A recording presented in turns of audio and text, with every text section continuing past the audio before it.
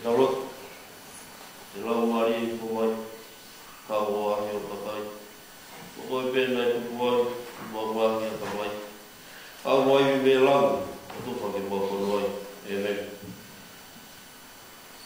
Kami ngalot, Pokongin, Pemai, kita hufia, kau kalau Mari, sahabat, ketua P, sahabat, kita hufia Fokin, mau ikafin. Ketua P, kita fefia, ya usia, nak kuat. Kena foko yo tari ka kakato ki eki aki ai loto tala no fu mo loto tu pe ki fu mai ngam for ai me ka mata ki talo talo tu ko bongin ono nge au ma no imi ono no ano mo kata ko mer ki talo ko ku we tu ki tu la we malo yo tu ki tala de ga yo fa ki te au ta to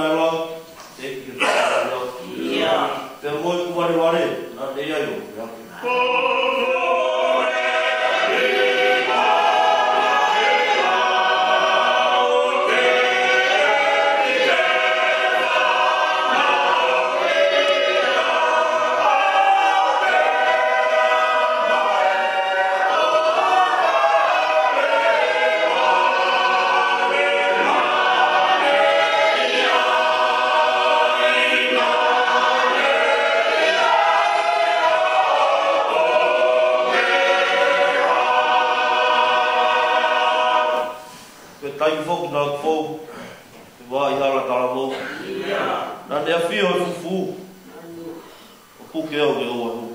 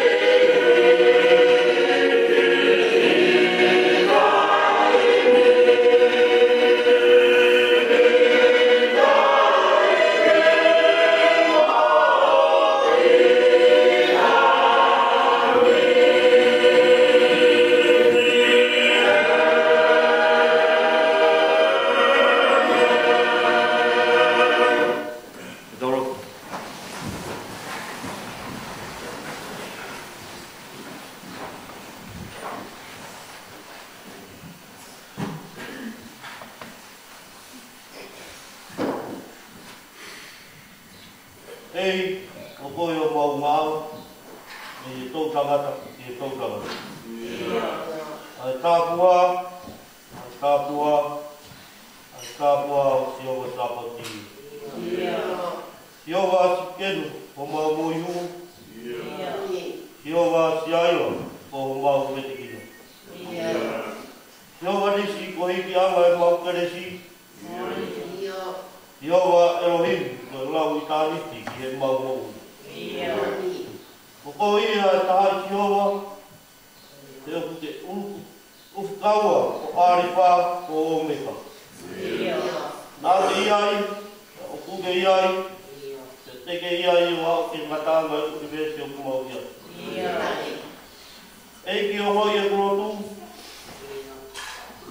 whawa mai ke pūtoto kaki atu.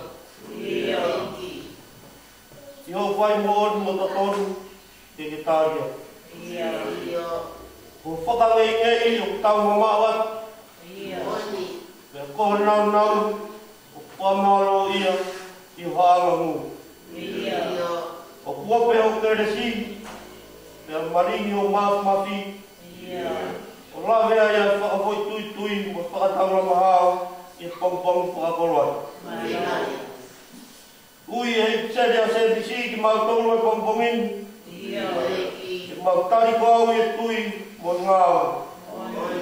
Ia ki o mau kita, ai whakakofe masimaa ka whanga halo pia mo sia ki māwhanako. O koloa fufu ia mo ui a hako fini, ki o nau kua tani, ki nau whakakoloa mo lama tāpua. E tamai o mau vete atu e mau mo ui ki a Fiona, ki hoa koeni. Mau sio ke te tepu e anga hala, mo e anga ria kua pei. E tau mai ane ia i alaka tua mo tau ki whawea ki a Fiona. Kai lolo ai o mau hama, e pai ai o mau la. A te mau ui pe vete ki a Fiona, mau pai anga, koe pai kou kotoa pei. Ai au kai hoa mo kuata whiawhiata. E tua o mau whawhita. E marotoka e toko mea tāla o lotu. No mai ho whangau manu e lotu. E mau whawhita i tūkua.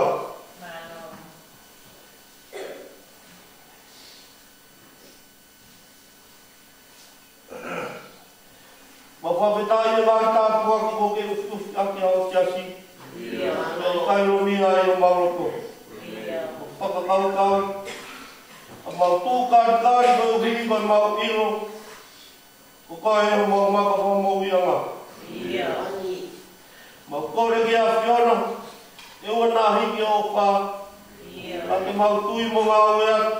Te ria e ora ku maulau. A koni mai ke sāpateni mo hono mau ianga. Ki e pāo stinga o kuatau hako fini. Eiki koe mau kore e ia. E awe mo a Fiona ki ngatau.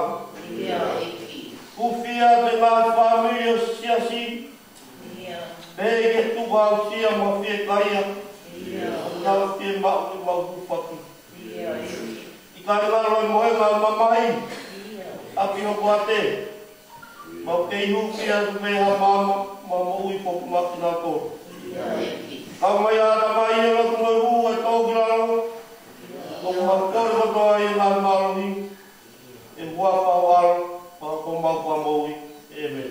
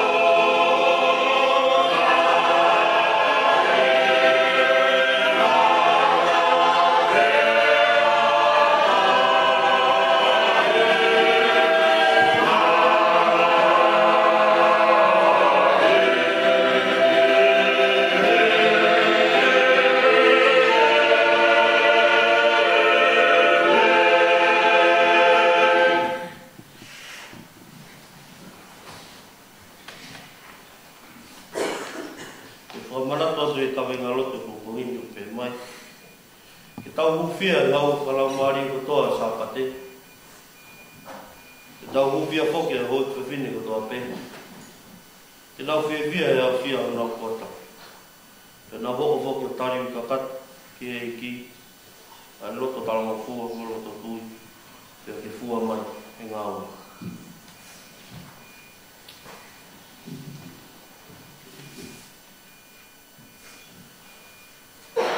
Tapu mo e whia tua e tauro roto. Tapu mo whare tapunu, o whakatapui, o whawhea mai maa ni oni, o kuni waru o tapu. Tapu mo e whanau a ho eiki. Tapu mo haka e langi, tau i e tui, mo ama tāpuni.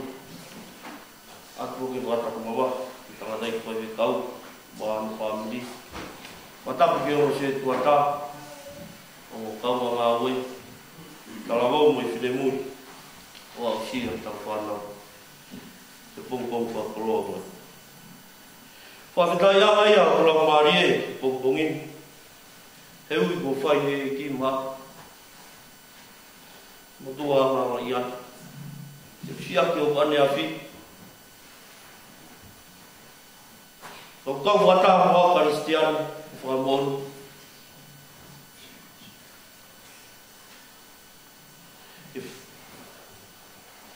E talaki e neo o rerei. O atu a whamarola, tangatai ki whai kau. Maro e makolo. O lawe mo ki whamiri masiwa ko tai rua koe. O maurau tā puaki. Au mo mako ki whai kamari e koe. Whai a ki pōpōng no no. Ki kawenga roto. Tuku mai. Bongbongin.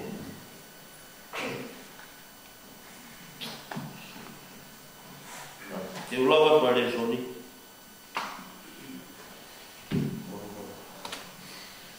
Pare soni upaya e psere se misi. No ai wahe. Te komatalawe mona ta whaa koa kona ta fitu. Ai au pēa no whakarea. Seo ka inga.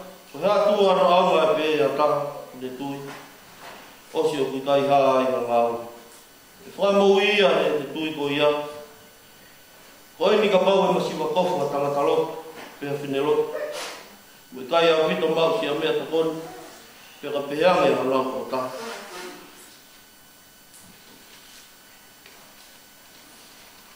Arua. Whai beo mou whamaa whana.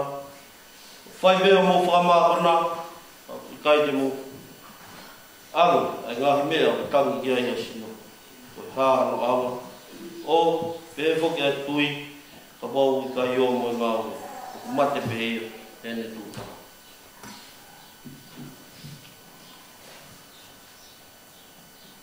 Kore mua ke puka ki whainga marien, ke whai aki pou nou nou, ke re sori, ka winga lo, mahuinga pou koe. Ko tawa o mai eni ke whai sāpati, mahina o septema. A mahina o tapu koe mahina o hawhawhini. O tautou marangai i whai anoro tua i. A mamawha o mahinani. O tau mai a te ulawa. Whakamahuinga. A hawhawhine i lotu mo whatongia whakalau maari. E ka weinga o tuku mai ki hufia e whenga lotunu. Ko whamaa kōpoi e ki tui mō ngāo. Ko tohi toi nei psere se misi, a kune whamaa mawhai mai, ai maho inga o e ora e maho. Ange ki a te au, ko kuatai ni tui mō ngāo. Te kā hō no mea katoa, lau he pseri, ka whakakofu me whakamāwhana, o whai katoa ia, i he fua o tui ma ngāo. I hala koa ke tau tui pitai ke eki, pe ngau e tui. Ko tui mo ngāo e ko tari koa ke eki, aki e tari o mo u. Maunga ke whai e tala mo fua kolosi. Maunga tuata ha fini. Ke liliu e fine api ki tangata api. Ka fra pele. Fra fefia na tolu. E uhi e maunga tali mauio na fai. Fra osi, fra maapoko e tina ki popo wai e popongin. E tau whawhanga e whekaya. Fra tofu e masiwa. Tau whakamawhana e tuku au tia. Ue i e talangata, e talangofua. E tau whakarui lau maari e ki kure anga e tua. Ufia lau maari e ka whine tau ma e kolosi.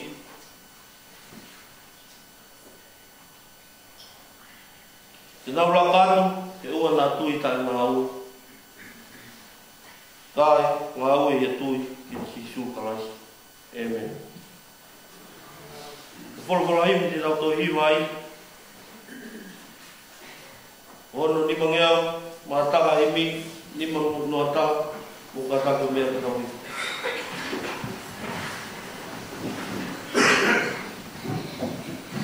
E o ka ngā mamahia, ka piriki me o sia e punongani. O whakangaro si, a kovi e mowini, o hawa te lang.